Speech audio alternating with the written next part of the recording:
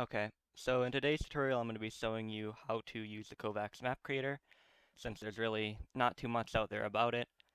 So the first thing you want to do is just go to offline scenarios. You can literally click on any drill. But if you are going to say you want to create your own map, but you like kind of the baseline of a certain drill, um, say bounce 180 voltaic or something, you like the way the bot movement, or say let's do close long strafe since I'm more familiar with strafing bot movement and editing that.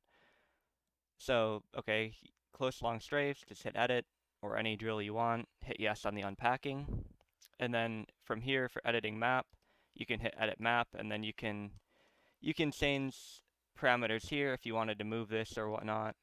Um, so you make the wall smaller, whatever you want to do. But if you want to create your own map and you don't just want to edit the map, go to file, click new. Uh, I changed some things, so just hit discard unless you want to change like other things on that.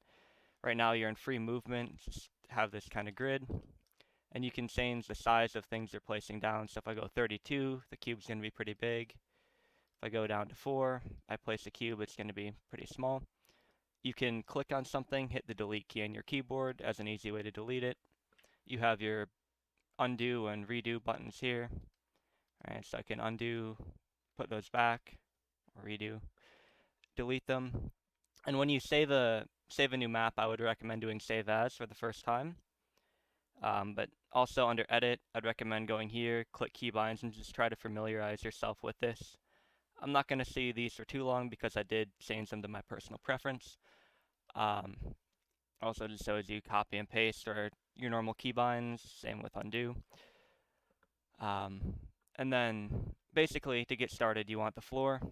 Uh, you can leave the size for the material, whatever you like it as.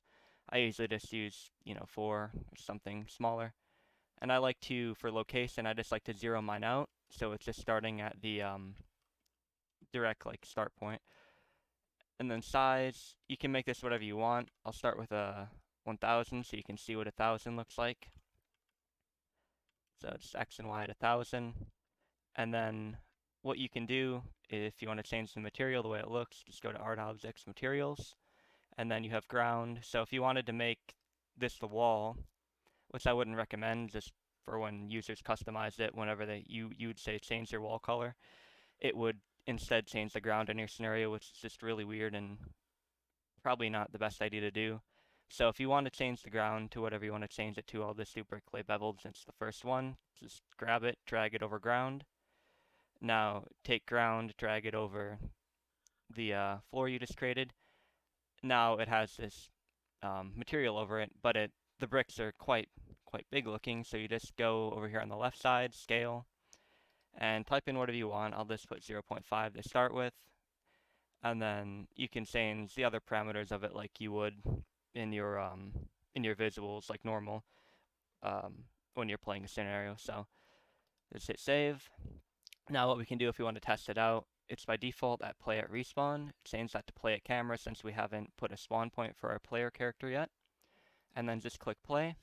And you can see 1000 by 1000 is quite small.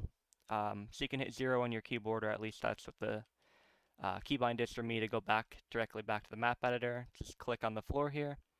Let's just make this 4000. Oh, my bad. Let's make this 4000 by 4000. Now, it's a lot better size. Click play. Now, we don't have anything at the edge though. Nothing to prevent us from falling over. Go back to the map editor.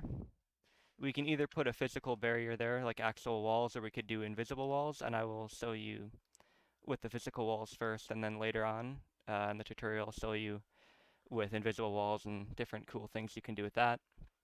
So this I'll put it at 4000, so it's hanging slightly off the edge.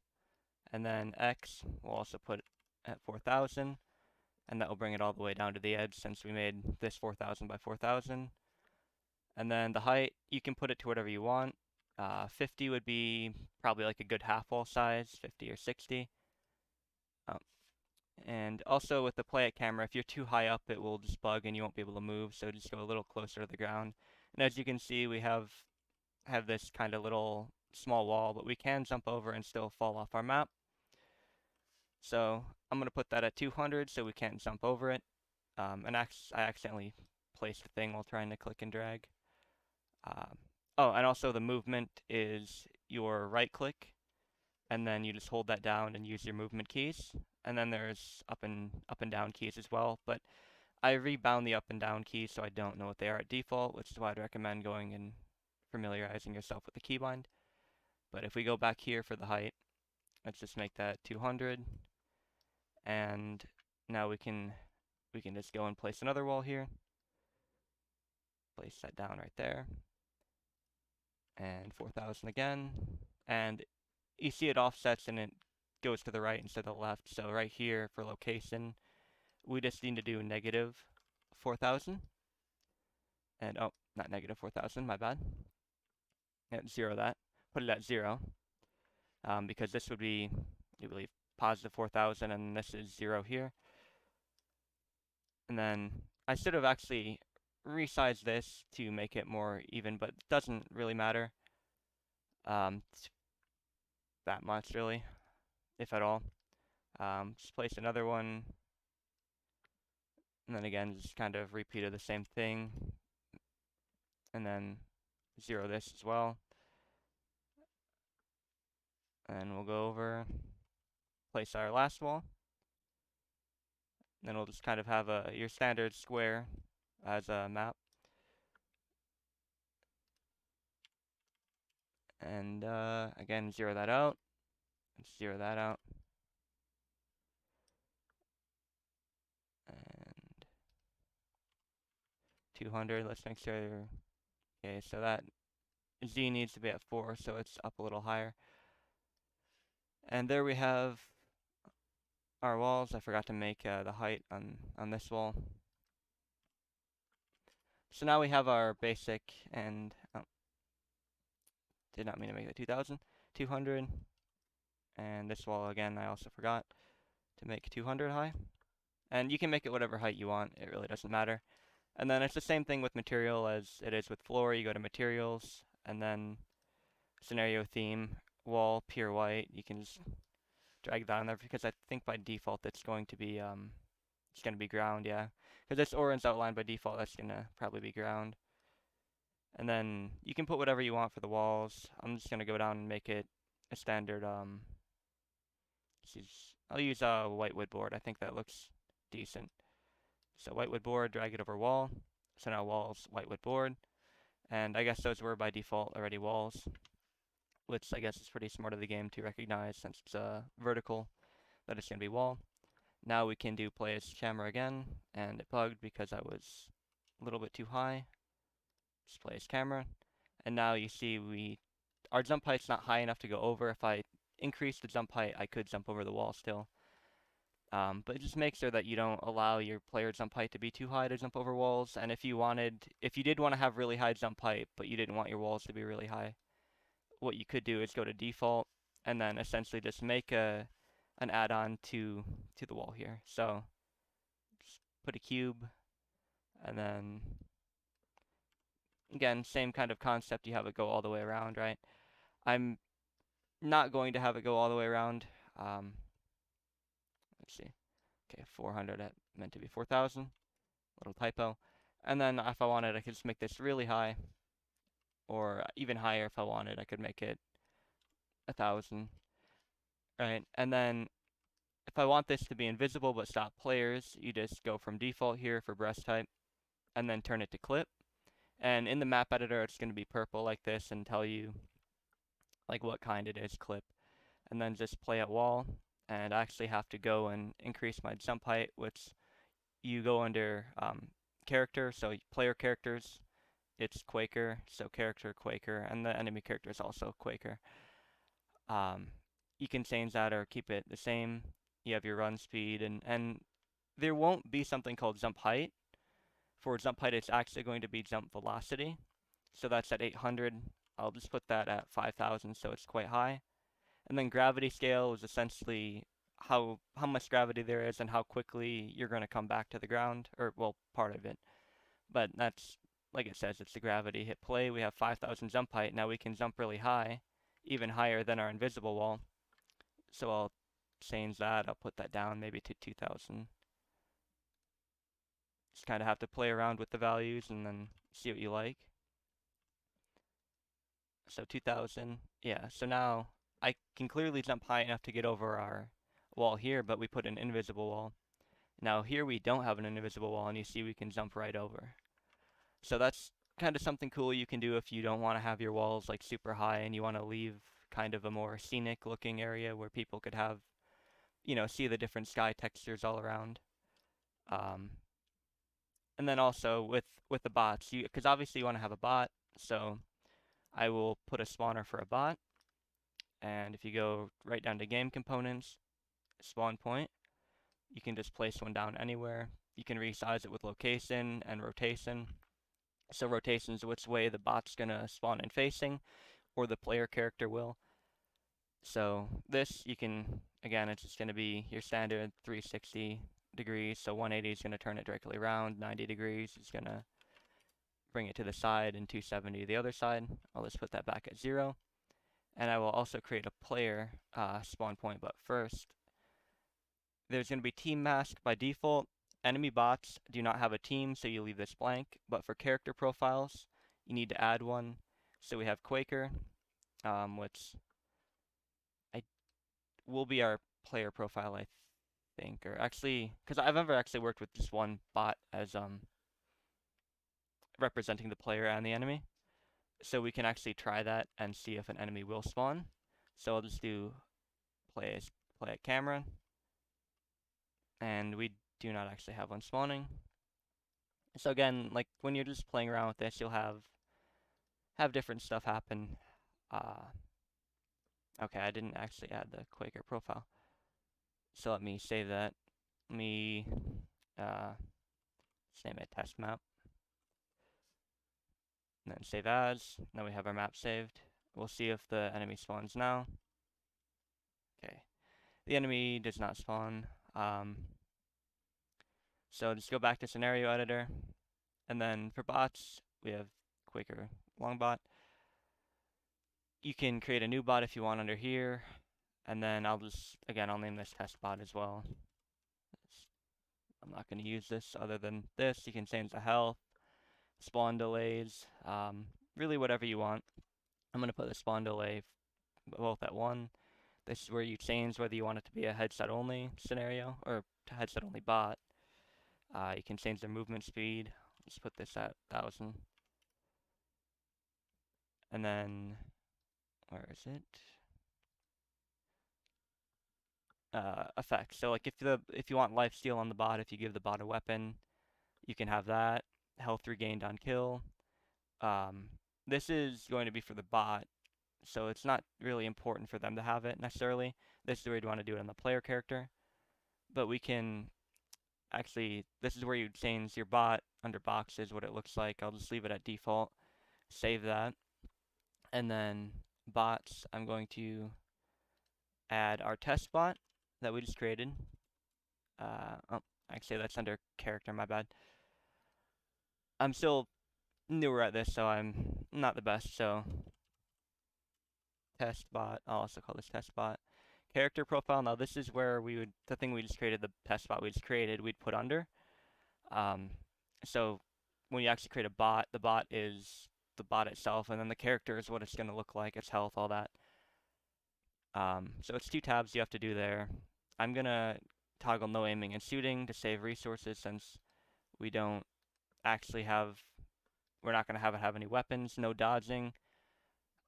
You can, if you want it to just be a stationary bot like static dots, you'd click this, it would save resources and wouldn't move. If you wanted to strafe and jump around, you leave it unchecked and you change that other stuff under a dodging profile, which it says we have to add a dodging profile. I'll just put circle strafe on it and then save. Now if we go back to our map editor with edit map, go to this spawn point that we intended for the enemy, change it from Quaker to the test spot we just created. Now it should spawn in if I did it right. Test spot, save it. Okay. So this does take some testing, and I messed something up somewhere. Okay. So I messed up under challenge and bots. You want to add the bot. So test. Sorry, under main first. Um, so main, you have to put the test bot, and then under challenge, this is where you would actually now it shows up because only what's under main for your player characters and bots are going to show up under challenge. So now we have both those in there. If let's save this as a new scenario.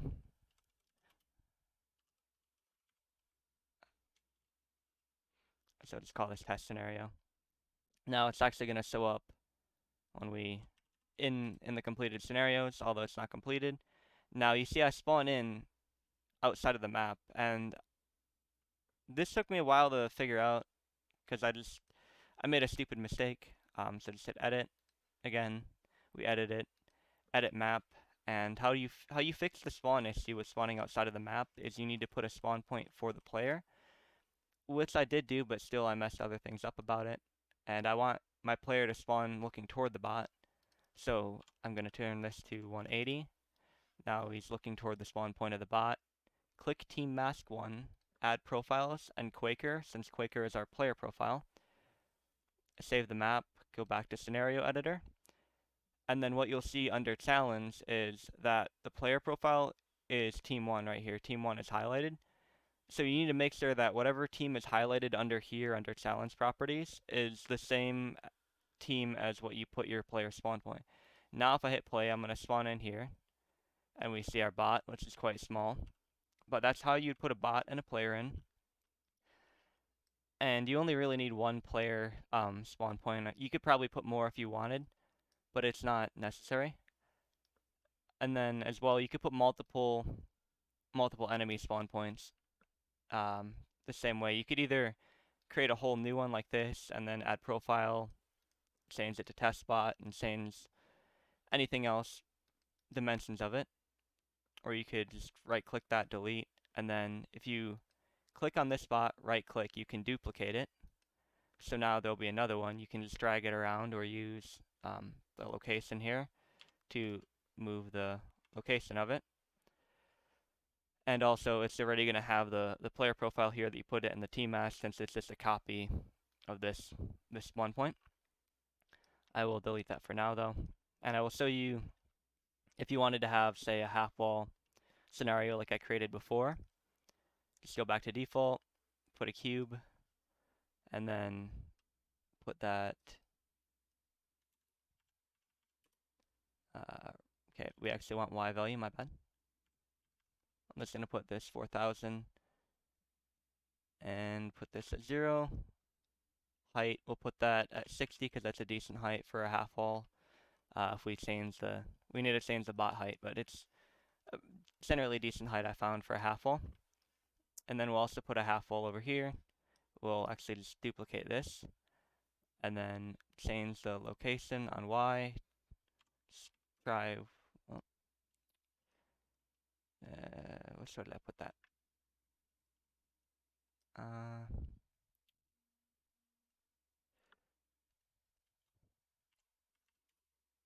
Okay, I'm putting it, okay, location.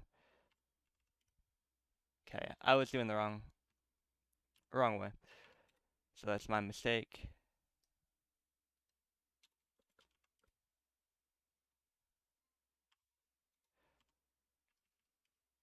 Okay.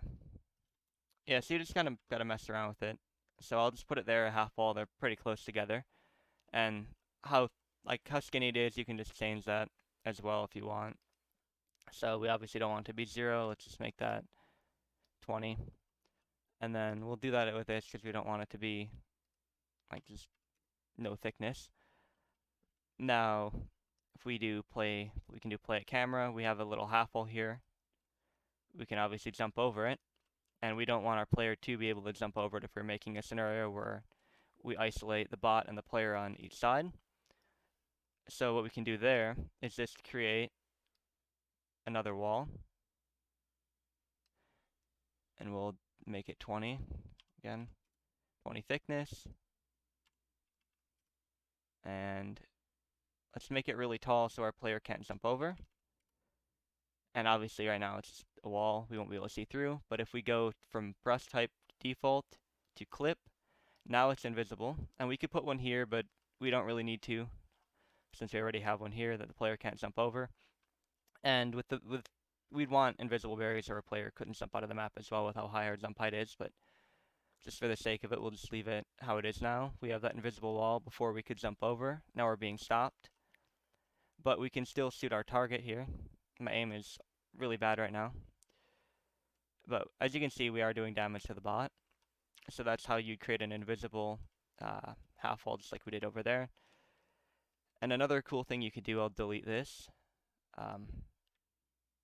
Again, you can just click it, press the delete key. I'm going to remove strafing from the bot, but first I'm going to create us a wall bangable wall that we can't run through, which is kind of something cool you could do. I don't really know what the point of it would be, but you can if you wanted to. So we'll just make this, let's do 300 wide, and we'll make it 200 tall like our walls in the background.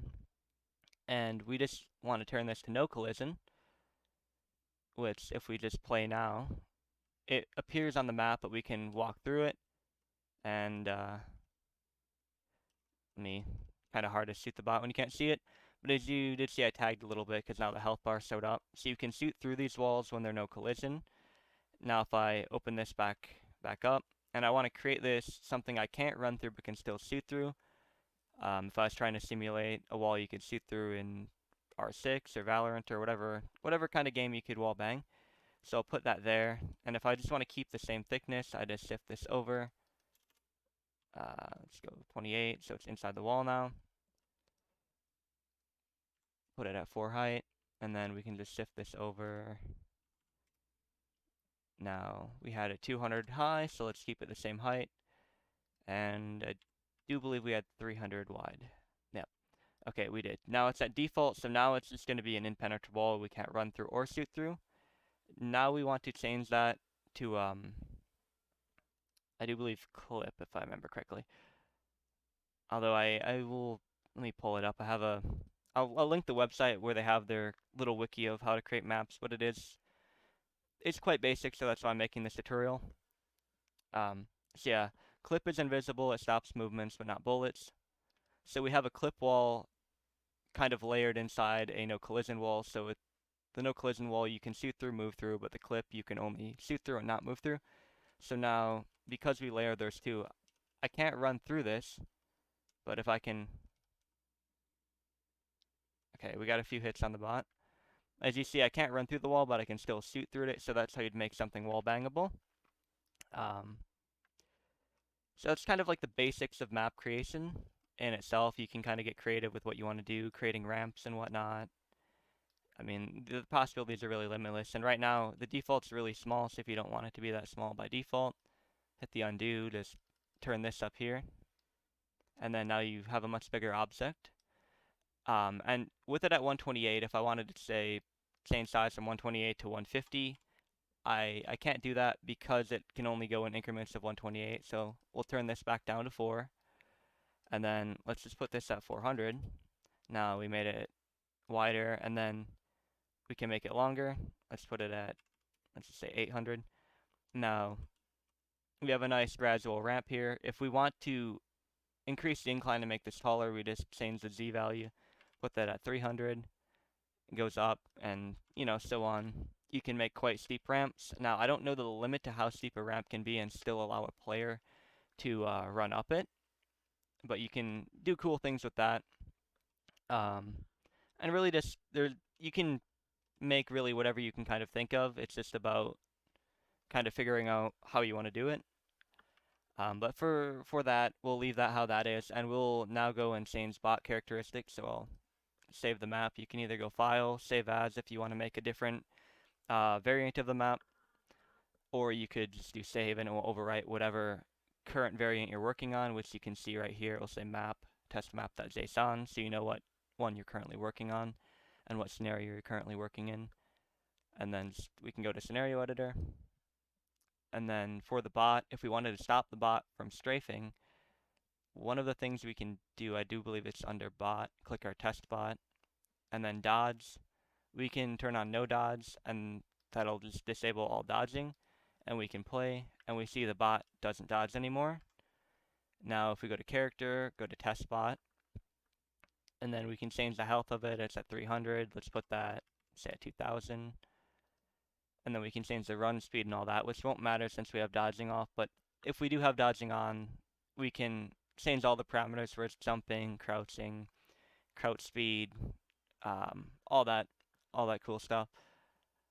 And then for the player model, we go to boxes, bounding box type. If we want it just to be a sphere, just turn it spheroid, and I'll turn this up.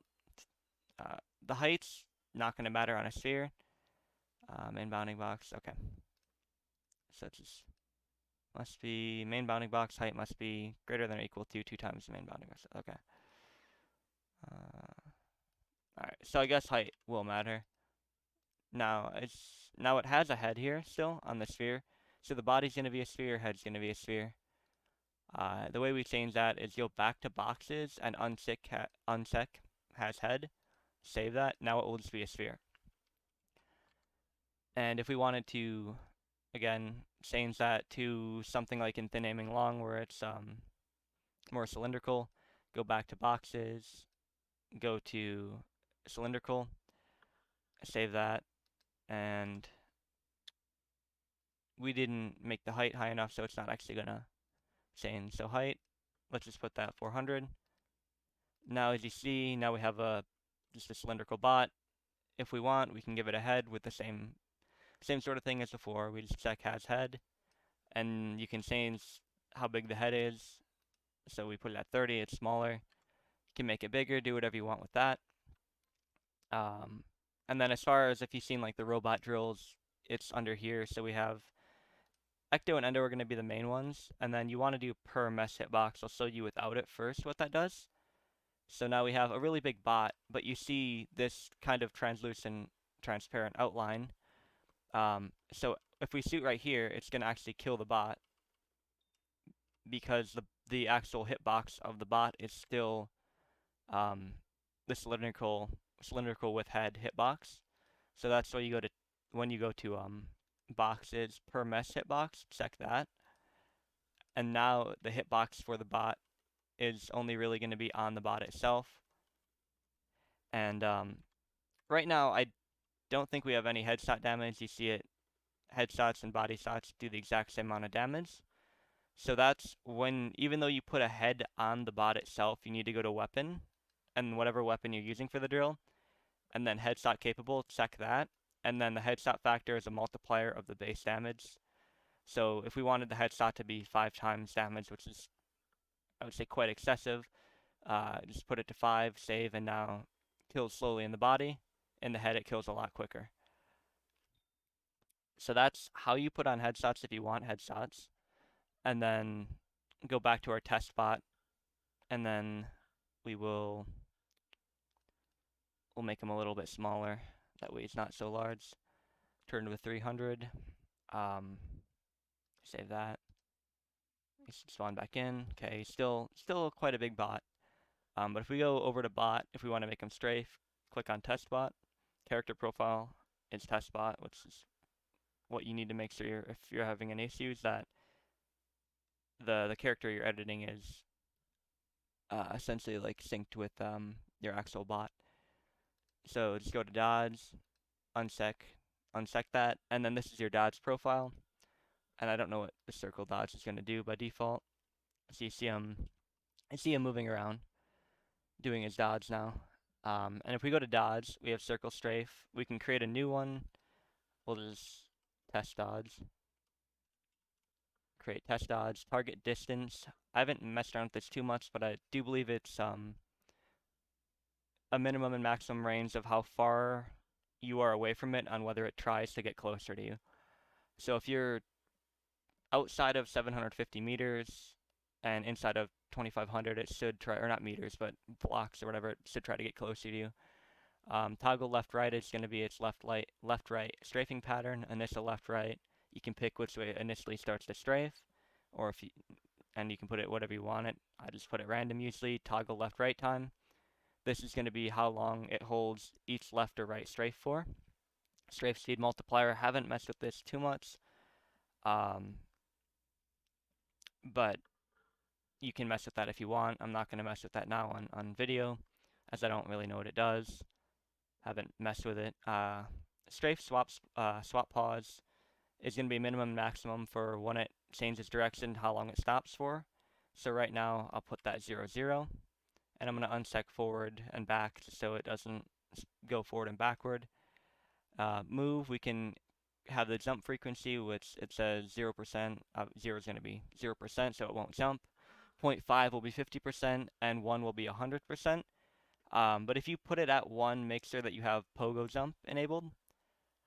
So it actually allows the bot to jump, which is under character profile, enabling pogo jump under movement. And we'll just put this at 0.3, so it jumps 30% of the time. And jump time, again, like the strafe, it's going to be how long between jumps, so minimum time of for the jump. So yeah, we'll leave that as default. So now you can see, oh, we actually forgot on our bot. Go back to test bot, go to dodge. Now change our circle strafe to what we just created, test dodge. Save that.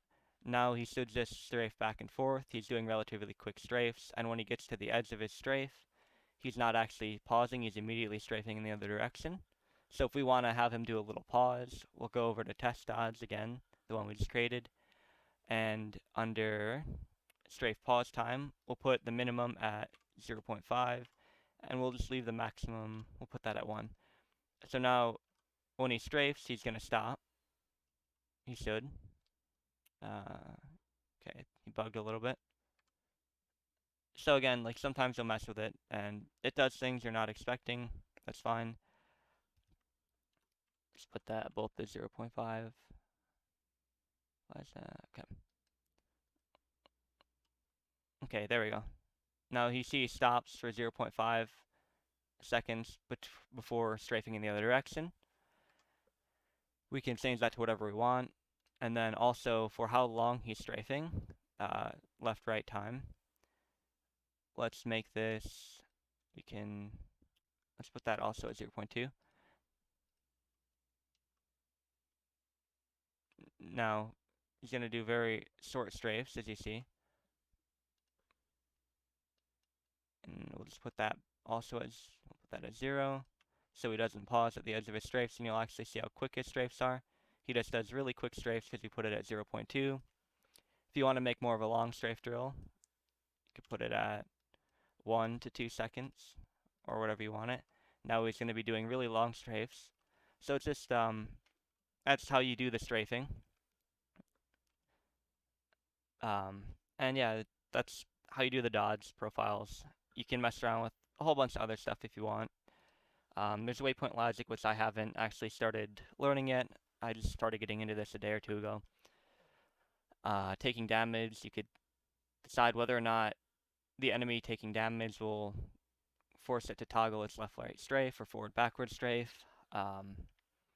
It's really a whole bunch of stuff you can do here.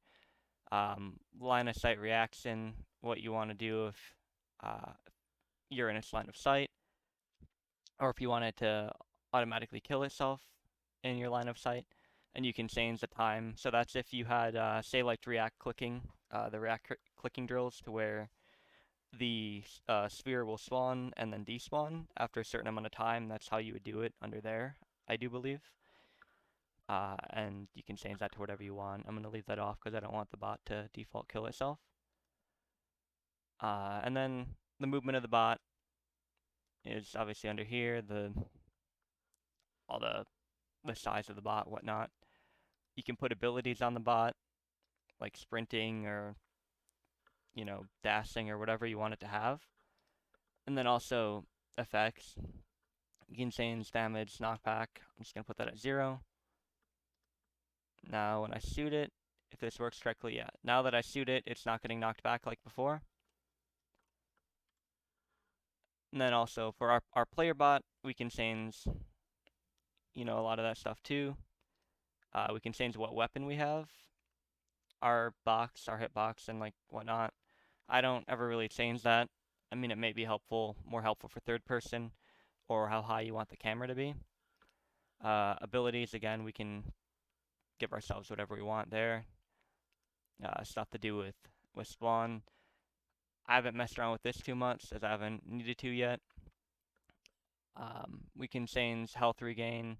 So if we have a drill where the bot can hurt us and we want to regenerate our health whenever we kill a bot, you can do it that way. Weapons, LG is the one we're using now. You can change the fire rate right here, time between shots, damage per shot, and then like I showed before, its ability to get headshots. Also under ammo, if you want to have a reload drill, if you set magazine max to 0, you're going to have unlimited ammo.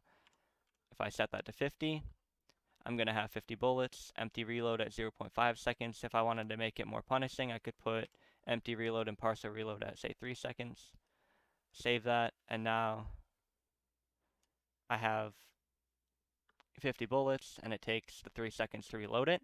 Now, if I want to give myself the ability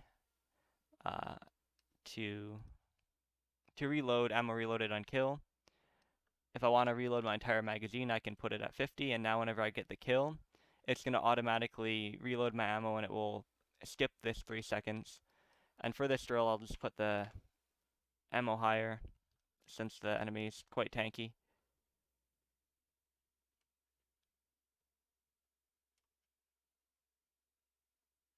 And excuse my aim right now, it's not very good, but okay, I forgot to change the reload ammo, so we only reloaded 50 bullets, but you get the concept. Whatever you put that at, it's going to change. You can change your weapon spread, recoil, aim down sight parameters on, what the FOV is going to be on it, and a whole bunch of different stuff.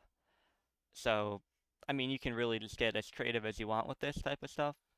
And it's just kind of the basic rundown of it.